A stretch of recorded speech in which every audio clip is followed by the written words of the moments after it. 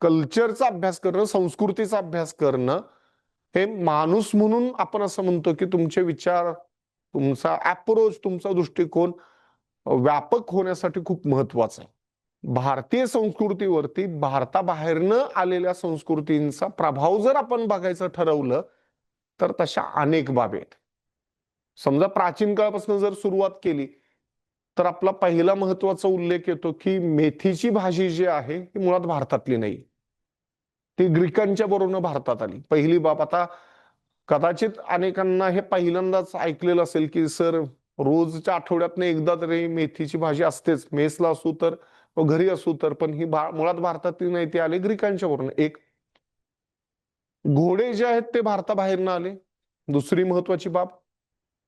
तिसरा महत्वाचा उल्लेख येतो की ज्याला आपण पदार्थ ग्रिल करणं म्हणतो, आगीवरती जाळावरती भाजणं म्हणतो, ही पण बाब ग्रीकांच्याकडनं भारतामध्ये आली.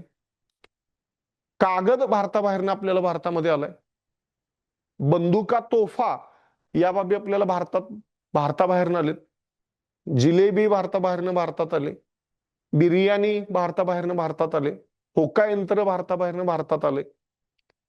त्याच्यानंतर मिरची भारतातली नाहीये, बटाटा भारतातला नाहीये, साबुदाणा भारतातला नाहीये, अननस भारतातला नाहीये, पेरू भारतातला नाहीये, पपई भारतातली नाहीये. ही अशी अनेक पिकं आहेत. पाव बनवणं ही बाबा जी आहे की कदाचित आपण म्हणतो की पोर्तुगीजांच्या वरून भारताबाहेरनं भारतात आली.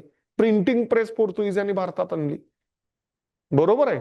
तर हे अशा अनेक बाबी आहेत की, किंवा अजून एक सगळ्यात चांगलं उदाहरण देता येतं की इडली जी बनवली जाते, आपण म्हणतो की ते तांदूळ डाळ भिजवलं जाते, फर्मंट केली जाते आणि मग त्याच्यापासून इडली बनवली जाते. हे टेक्निक पण आग्नेय आशिया म्हणजे जिथं इंडोनेशिया वगैरे आहे तिथनं भारतामध्ये आलं.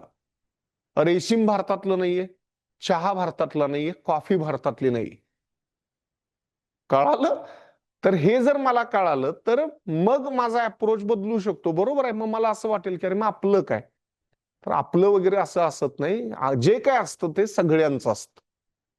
हे कळणं, आणि ज्यावेळेला तुम्ही अधिकारी म्हणून काम करता त्यावेळेला तुमच्याकडनं हीच अपेक्षा असते की तुमचा बघण्याचा दृष्टिकोन हा अशा पद्धतीनं सर्वसमावेशक असायला पाहिजे. आणि कल्चर ही बाब जी आहे, मी असं म्हणेन की अभ्यासाचा भाग म्हणून तर आपण अभ्यासायलाच पाहिजे, पण त्याच्या पलीकडे जाऊन त्या विषयाचा अभ्यास करत असताना आपण त्यातनं काय शिकतोय की जे मला आयुष्यभरासाठी उपयोगाला येऊ शकतं, हे पण मला असं वाटतं की आपल्याला समजलं पाहिजे.